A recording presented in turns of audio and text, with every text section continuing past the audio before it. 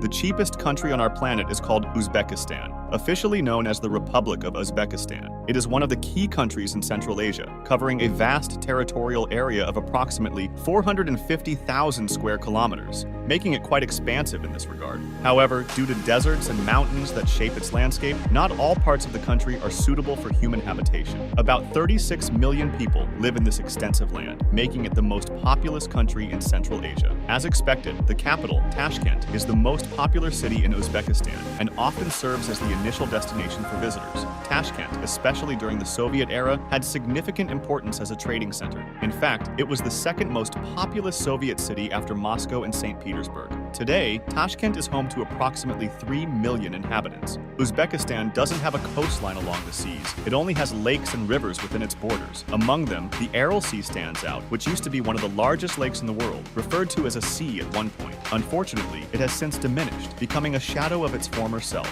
Additionally, Uzbekistan is genuinely rich in gold, ranking as the 4th largest gold producer globally. They extract gold from their mines, and along with gold, the region has various underground treasures, including uranium. Uzbekistan's land is so fertile that it ranks 5th in global cotton production. The country also has natural resources such as natural gas, oil, and coal.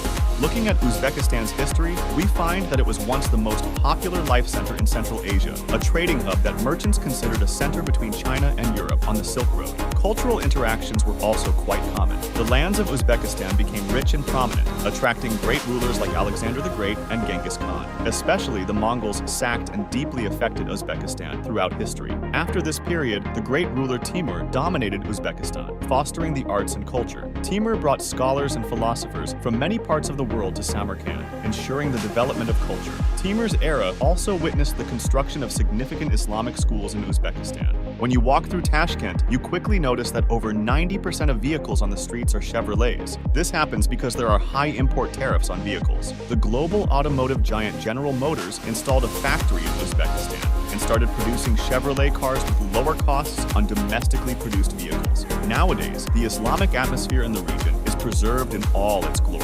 Uzbekistan is now a fully independent country since 1991, following the dissolution of the Soviet Union. In this sense, the people of Uzbekistan take pride in their own culture and history.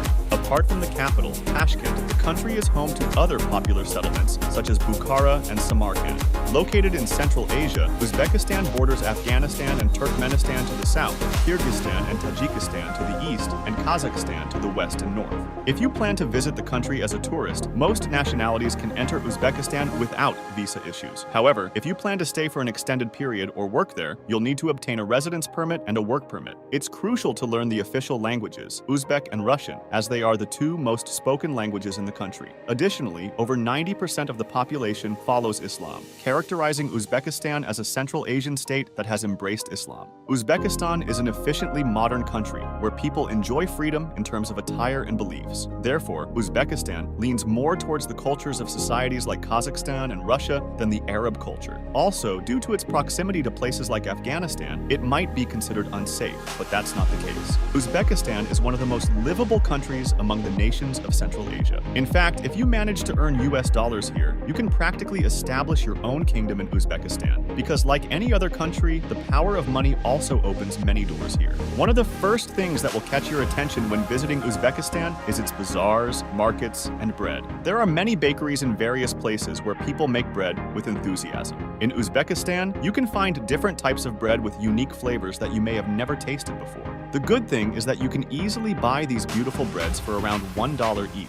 Yes, bread is cheaper in Uzbekistan than in Europe. As the country's food culture mainly focuses on meat, getting meat is also extremely affordable here. For example, you can enjoy a high-quality kebab for $3. What's also good in markets is that as soon as vendors make eye contact with you, they offer free samples of their products. Indeed, this is wonderful because it shows that people trust the quality of what they are selling, trying to attract customers by offering these samples. Additionally, the Uzbek people are known for their hospitality and friendly nature. Moreover, the markets, both in size and appearance of the stalls, closely resemble those in Mongolia. While strolling through the bazaars, you'll notice that people's eyes shine, and they genuinely smile at you. However, unfortunately, there is a negative side to the story. Some people who realize that you are a tourist and are not familiar with Uzbekistan may try to deceive you. Of course, it's not fair to attribute this to Uzbekistan. You can find crafty individuals in almost every part of the world. For example, they may charge 3 times the normal price for a taxi in places like Bukhara and Samarkand. In places where museums are free, people may pose as employees at the entrances and demand an entrance fee. Or in souvenir shops, they may indicate much higher prices than they should. It's like they are playing tricks on your mind. Therefore, it's advisable to always be alert. In fact, my recommendation is that when you visit a country, find a local guide from that culture before exploring the country together. That way, with a local person by your side, there is no chance for people to take advantage of you. On the other hand, when you go to Uzbekistan today, no matter what your nationality or ethnic identity is, when they realize that you are a tourist, they approach you with great joy and a friendly attitude.